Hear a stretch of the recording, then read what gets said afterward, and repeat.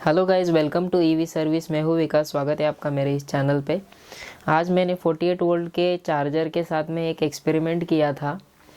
उसको voltage regulate करने के बारे में, जो उसका आउटपुट वोल्टेज रहता है। तो उसके साथ जो भी मुझे सीखने के लिए मिला है या फिर जो भी मैंने गलतियाँ की है, वो आज मैं आपके साथ शेयर करना चाहता हूँ। इसके लिए ये वीडियो बन रहा है। उसी के साथ मैं आपको बताना चाहता हूँ कि ये प्लस एक्सप्लेनेशन वीडियो होने वाला है चार्जर के साथ में सर्किट बोर्ड के ऊपर जो भी काम हुआ है उसके रिगार्डिंग। उसके अंदर बस एक ही चीज़ फाइंड आउट करनी थी, जो कि है उसके वोल्टेज रेगुलेशंस के बारे में। तो वो भी कुछ माइनर सा वोल्टेज था। हम बहुत ज़्यादा कर सकते हैं, लेकिन उसके रिज़ल्ट कुछ और ही निकल के आए मेरे साथ। कुछ केस में चार्जर शॉर्ट भी हो गया था हायर वोल्टेज पे जाने की वजह से, और कुछ केसेस में वो कंटिन्यूसली ऑन ही रह रहा था। मतलब आप बैटरी पे जोड़ो या फिर ना जोड़ो, वो जो भी रिज़ल्ट मुझे देखने के लिए मिले थे कुछ कंपोनेंट चेंज करने के बाद में, तो चेंज करते वक्त मेरे हाथ से कुछ गलतियां भी हुई थी। मैंने गलत जगह पे भी वो जो पोटेंशियोमीटर है ऐड किया था पहले भी, बाद में सही जगह पे गया तो वो ठीक से काम कर दिया।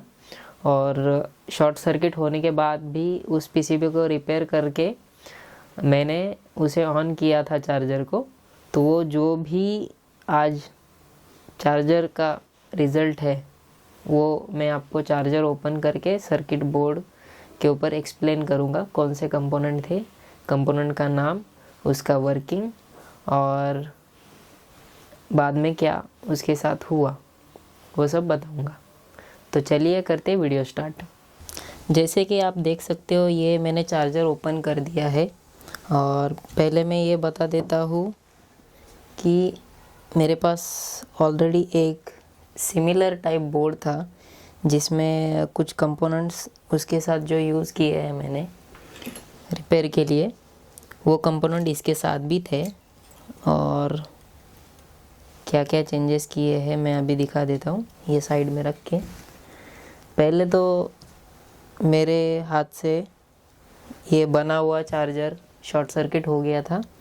वो मेरी गलती थी कि मैंने कुछ मेटल के पार्ट्स नीचे रखे थे और इसे स्विच बोर्ड से हटाना भूल गया, और गलती से स्लाइड करने के बाद में पीसीबी अपोजिट साइड में यहाँ पे शॉर्ट हो गया पूरा एसी सेक्शन, और उसके वजह से बहुत सारे कंपोनेंट भी ख़राब हो गए। साथ ही में मैंने डायोड चेंज किए हैं, और बाकी तो ट्रैक रिपेयर करना पड़ा था जॉइंट करके।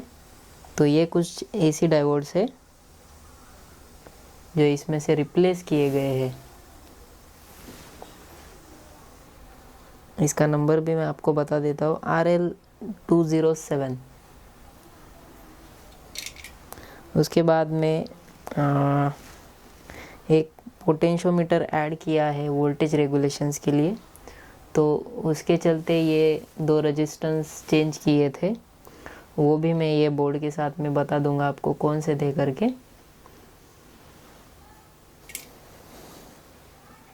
ये एक आईसी है, ये स्विचिंग आईसी है, ट्रांजिस्टर कह सकते हो आप, क्योंकि ये ट्रांजिस्टर बेस ही है देखने के लिए 3 लेग्स के साथ।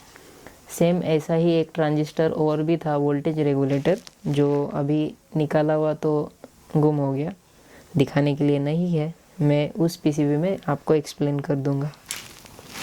हाँ, ये कैपेसिटर का बहुत मज़ा आया था। जबकि मैं वो जो रेजिस्टेंस निकाले थे उनको निकालने के बाद में मैं डायरेक्टली चेक करने बैठ गया था कि क्या होता है।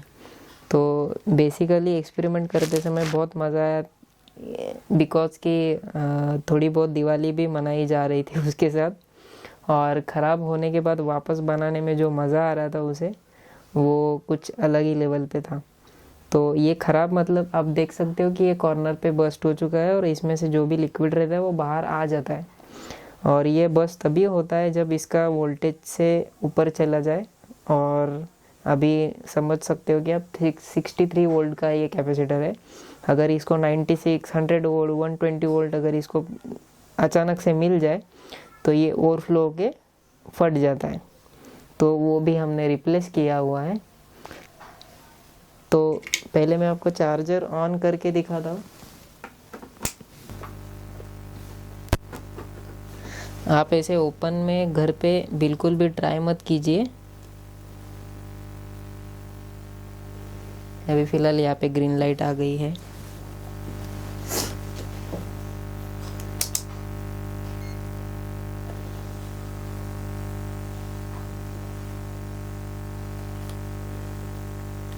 ये वोल्टेज मीटर मैं यहाँ पे रख देता हूँ ताकि आपको ठीक से दिखाई दे। हाँ, साइड में भी रख सकते हैं।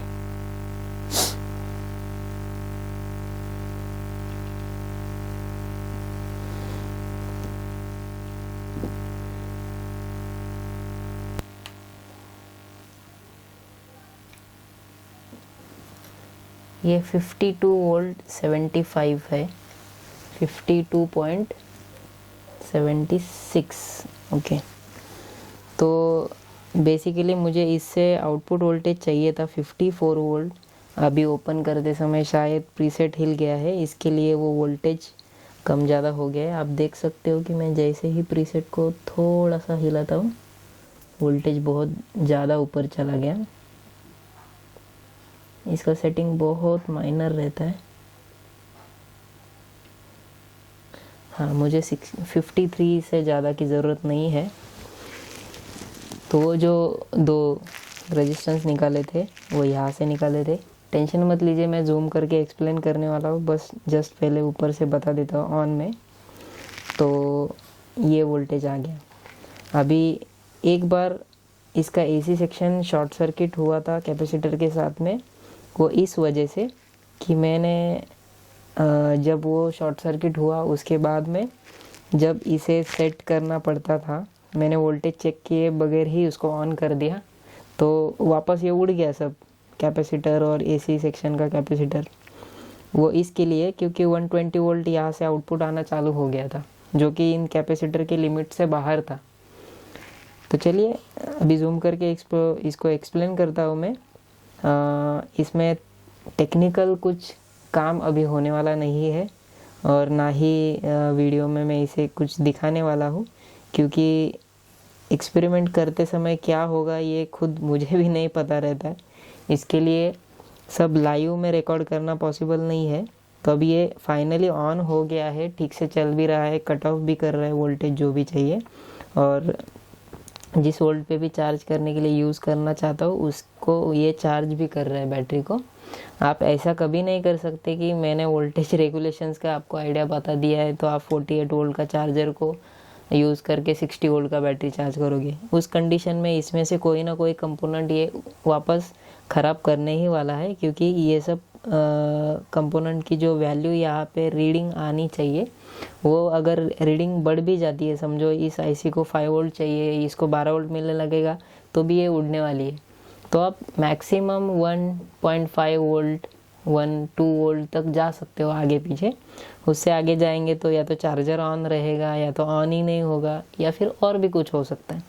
तो आज जो भी हुआ है वो बस मैं एक्सप्लेन करने वाला हूँ, बाकी की चीज़ें तो आने वाले वीडियो में आती ही रहेगी। अगर कुछ नया देखने के लिए मुझे भी मिल रहा है तो मैं आपके साथ शेयर करता रहूँगा। तो चलिए जूम करके इसे समझते हैं। जैसे कि आप देख सकते हो कि ये मैंने वीडियो को जूम कर दिया है बहुत ही ज़्यादा। सबसे पहले समझते हैं कि ये चार्जर है ना, बिल्कुल सही काम कर रहा था। इसमें कुछ भी ख़राबी नहीं थी। जब मैंने इसके साथ एक्सपेरिमेंट करना चालू किया है ये बिल्कुल ठीक चल रहा था, लेकिन मुझे 54 पे चलाना था। 56 इसका वोल्टेज था आउटपुट का, वो मुझे कम करना था या तो ज़्यादा करना था। उसे रेगुलेट करने का जो तरीका है वो मैं इसमें ढूंढ रहा था। इलेक्ट्रॉनिक्स का बेसिक नॉलेज या फिर आइडिया आप बोल सकते हो कि मुझे है, इसके लिए मैं इस सब चीज़ों के साथ खेलता हूँ। अगर आपको आइडिया नहीं है तो आप बिल्कुल भी इसके साथ एक्सपेरिमेंट मत कीजिए, क्योंकि आपको इलेक्ट्रिक शॉक लगने का चांसेस रह सकता है, क्योंकि ये पूरा सेक्शन आपका जो भी लाइव वोल्टेज आता है घर में वो रहता है, और यहाँ पे डीसी है। यहाँ पे भी माइनर हायर वोल्टेज अगर रहेगा तो आपको करंट लग सकता है, अगर ज़्यादा एम्पियर का चार्जर हो तो बच्चे इसके साथ बिल्कुल भी ना खेलें। और जिनको इसके बारे में आइडिया है वो आज वोल्टेज रेगुलेशंस के आइडिया ले सकते हो, और आपको अगर ज़रूरत है तो आप यूज़ कर सकते हो। हालांकि हर एक चार्जर में वो मेथड अलग अलग हो सकती है। इस टाइप का जो भी चार्जर रहेगा उसमें आप इसे फॉलो कर सकते हो। तो मैं जो प्रॉब्लम क्रिएट हुआ था, पहले समझते हैं कि एक चार्जर में मेरे पास जैसे दूसरा वाला पीसीबी है, इसमें जो वोल्टेज रेगुलेशंस है वो वोल्टेज के और उसके बीच में आउटपुट के लिए दिया हुआ है, जहाँ से उसका फीडबैक चेंज होता है तो वो आउटपुट वोल्टेज कम या ज़्यादा हो सकता है। तो जो मेरी रेगुलेटर वाली ट्रांजिस्टर आईसी थी वो यहाँ पे लगी हुई थी, और इस बोर्ड के साथ में ख़राब कंपोनेंट्स गिर गए नीचे। इस बोर्ड के साथ में ये जो पोटेंशियोमीटर लगा हुआ है यहाँ पे, जो मैंने रेजिस्टेंस के साथ ऐड किया था, वो इस कंडीशन में आप देख सकते हो कि इसी के साथ पैरेलल में मैंने जोड़ा था और वो काम भी कर रहा था। ठीक है, तो ये वाला जो बोर्ड है, ये बोर्ड के साथ में फर्स्ट ट्रायल में तो अभी वो जो यहाँ पे दिखाई दे रहा है साइड में, वो वाला ट्रांजिस्टर यहाँ पे है, जहाँ पे ये बड़ा वाला जो ट्रांसफार्मर है उसके थ्रू जो आउटपुट वोल्टेज निकल के आ रहा है ऑक्टो कपलर के साइड में लगा हुआ है। तो मैंने पहले उसे यहाँ पे पैरेलली जोड़ दिया, जो ये दिखाई दे रहे पॉइंट्स। फिर मेरा काम नहीं बना। थोड़ी देर चार्जर ऑन रहने के बाद में क्या होता है कि ये ऑपरेशनल एम्पलीफायर आईसी उड़ जाती है। तो इंटरनली शॉर्ट हो गई, बाहर से जली हुई दिख नहीं रही, चार्जर बिल्कुल भी चल नहीं रहा था। तो एक एक कंपोनेंट को चेक करते हुए पता चला कि ये आईसी ख़राब हो गया है। तो वो दूसरे पीसीबी से निकाल के वो यहाँ पे चेंज कर दिए। उसे रिमूव करने के बाद फाइनली चार्जर वापस आइडियल कंडीशन पे आ गया। फिर क्या होता है कि उसके साथ में कुछ रेजिस्टेंस ऐड करके जो उसका ग्राउंडिंग है, ये स्विचिंग के लिए ग्राउंडिंग है इसका लेग सेंटर वाला पिन, तो उसके साथ इसे जोड़ देते हैं। जोड़ते हैं तो भाई साहब, ये जो ट्रांजिस्टर आप देख रहे हो ये वाला बहुत ही हाई स्विचिंग के लिए रहता है। मतलब आपका जैसे बैटरी चार्ज हो जाएगा तो ये ऑफ़ कर देगा, या फिर बैटरी का वोल्टेज यहाँ पे फीडबैक में आते ही इसे पता चल जाता है कि चार्जर ऑन करना है। तो ये चार्जर ऑन करने के लिए चार्जिंग, और आपका बैटरी फुल होने के बाद जो भी हायर और लोअर वोल्टेज आते हैं उसके थ्रू फीडबैक लेके ये स्विच ऑन या फिर स्विच ऑफ कर देता है।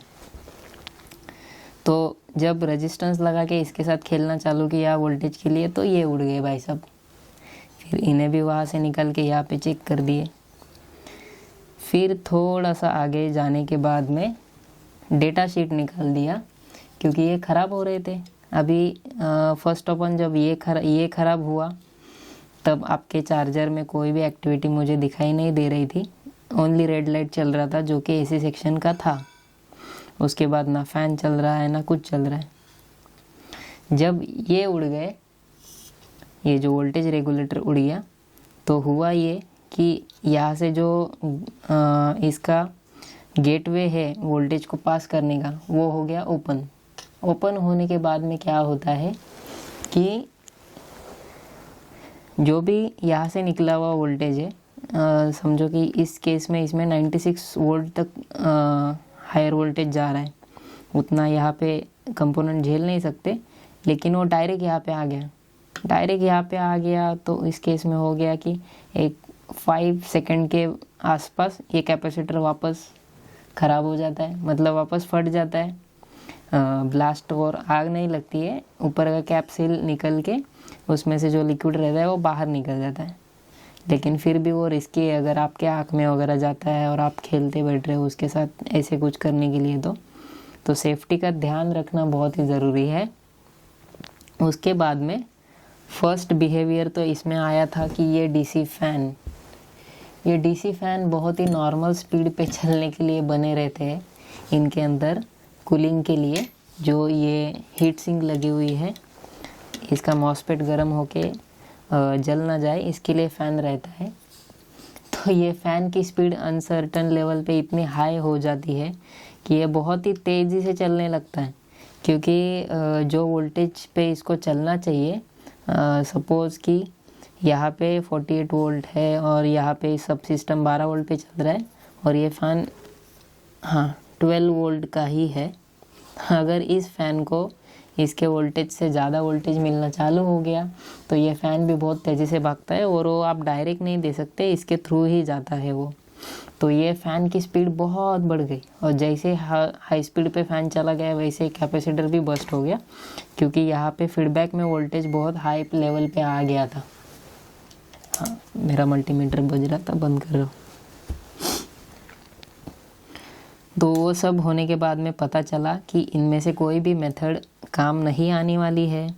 तो बेसिक रेगुलेटर का जो सर्किट रहता है, आप इंटरनेट पे बहुत सारे वीडियो आपको मिल जाएंगे कि वोल्टेज रेगुलेटर आईसी अगर ट्रांजिस्टर आप यूज़ कर रहे हो तो उसके आउटपुट का वोल्टेज को कैसे कंट्रोल करना है। तो जो एनोड और कैथोड रहते हैं उनके बेस थ्रू में 2 रेजिस्टेंस लगे हुए थे। किस केस में 4 भी लगे हुए रहते हैं, डिपेंड है कि आपको कितने रेजिस्टेंस का रजिस्टर वहाँ पे यूज़ करना है, डिपेंडिंग ऑन तुम्हारा जो भी आईसी का नंबर है वो। तो मेरे केस में यहाँ पे 4 रेजिस्टेंस लगे हुए हैं एनोड और कैथोड पे। ये 2 पैरेलल है और इसके नीचे 2 सीरीज में थे। मतलब आप देख सकते हो कि हर सर्किट बोर्ड पे एक्स्ट्रा कंपोनेंट, जैसे कि अभी ये रेजिस्टेंस का मार्क है, ये डायोड का मार्क है, जैसे कैपेसिटर का भी मार्क रहते हैं। तो इसके नीचे 2 मार्क है जो कि है आपके रेजिस्टेंस के, जो मैंने ये ब्लू वाले निकाले हैं।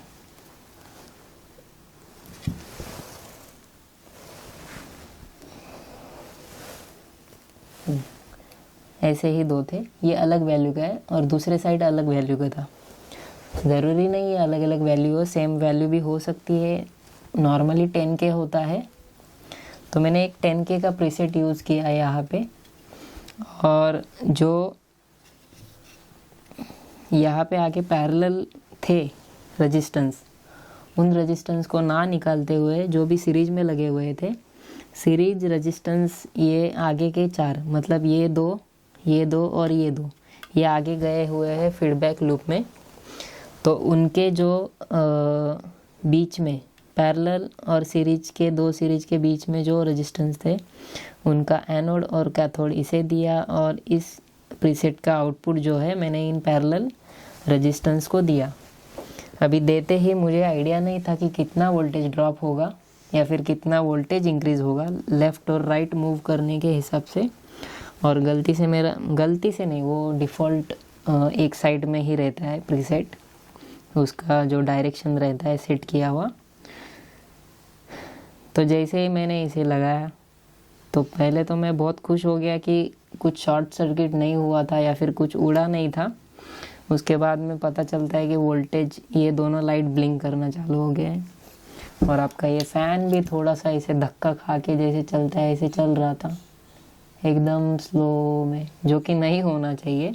और वो इसलिए हो रहा था कि प्रीसेट लगाने के बाद में वोल्टेज पूरा डाउन हो गया था, मतलब ऑलमोस्ट 19 वोल्ट तक ड्रॉप हो गया था। वो इसलिए कि एक साइड के फीडबैक का रेजिस्टेंस बहुत हाई हो गया, एक तरफ का बहुत लो हो गया। तो उसके अकॉर्डिंग ये जो वोल्टेज रेगुलेटर है उसने रिएक्ट किया। इसके रिएक्शन के बिहेवियर के हिसाब से इसने स्विचिंग करना चालू कर दिया। जो ब्लिंक लाइट और फैन लाइट मेरा ब्लिंक हो रहा था वो,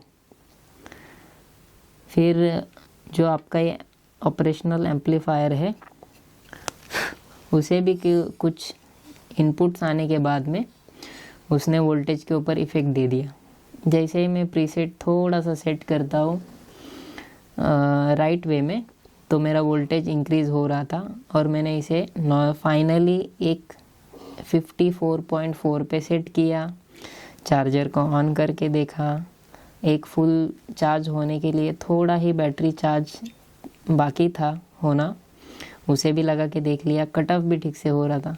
ये सब काम ठीक से होने के बाद में एक्सपेरिमेंट का फिर आता है असली मज़ा, जो कि आगे हुआ। आपको मैं वीडियो में दिखा दूंगा, मतलब कुछ फ़ोटोज़ मैंने रखे हैं शॉर्ट सर्किट होते समय, उसके होने के बाद में पीसीबी का क्या हालत हुआ था, मतलब अपोजिट साइड में, वो साइड में दिखा रहा हूँ। और फिर जो भी ये सब एक्सपेरिमेंट 2 घंटे तक चले, उस पूरे एक्सपेरिमेंट के ऊपर पानी फिर गया, क्योंकि एसी सेक्शन पूरा शॉर्ट हो गया। मैंने उम्मीद ही छोड़ दी थी कि ये बोर्ड वापस चालू होगा, क्योंकि आप देख सकते हो कि फ़ोटो में कितनी हालत ख़राब दिख रही है। ये तो रिपेयर पार्ट है जो भी यहाँ पे शॉर्ट हुआ था। फर्स्टली तो ये ट्रांजिस्टर उड़ गया था, ट्रांजिस्टर नहीं सॉरी ट्रांजिस्टर ही है लेकिन मॉसफेट, वो एक उड़ गया था। और ये जो ट्रैक है, ये ट्रैक यहाँ से डिसकंटिन्यू हो गया था, ये वाला यहाँ से डिसकंटिन्यू हो गया था। ये वाला जो ट्रैक है आपका, वो ट्रांसफार्मर के बेसिस के नीचे का है। और ये वाला जो ट्रैक है, ये डायोड का है, मतलब एसी यहाँ से आया लाइव, ये 2 ट्रांजिस्टर डायोड को गया, यहाँ से यहाँ, यहाँ से यहाँ, और वो उसे ये करता है, पल्सेस को, जो एसी पल्स रहते हैं उन्हें कन्वर्ट करता है। और ये वाला सेक्शन बहुत ठीक था, खाली ये जो फ्यूज़ का सेक्शन रहता है, फ्यूज़ अपोजिट साइड से ना देते हुए यहाँ पे छोटी पतली स्ट्रिप बनी हुई थी, जो कि ट्रैक ही रहते हैं, और वो फ्यूज़ का काम कर रही थी। तो फर्स्टली तो इतना ही शॉर्ट था, और अपोजिट साइड में कंपोनेंट कुछ जले हुए नहीं दिखाई दे रहे थे, इसके लिए पता ही नहीं चला कि ख़राब है या नहीं है। मैं बोला, और इमीडिएटली मैंने स्विच ऑफ कर दिया था सब कुछ। और मेरे यहाँ पे वर्कशॉप में छोटे MCBs लगे हुए हैं, जो कि लीकेज करंट को डिटेक्ट करते ही स्विच ऑफ हो जाते हैं, तो आगे भी कुछ वायरिंग का प्रॉब्लम नहीं होता है उसके वजह से, जहाँ पे भी आप काम कर रहे हो। फिर इन ट्रैक को रिपेयर करते ही एक बार फिर ऑन करते हैं, तो यहाँ से यहाँ तक का शॉर्ट सर्किट हो जाता है, कैपेसिटर वापस उड़ जाता था ये वाला, क्योंकि हो रहा था कि शॉर्ट होने के बाद में इन फीडबैक का जो टाइमिंग था वो चेंज हो गया था, इसे ऑन और ऑफ करने का, और हाथ लगने की वजह से गिर गया था, तो ये अपनी जगह से हिल गया था थोड़ा सा।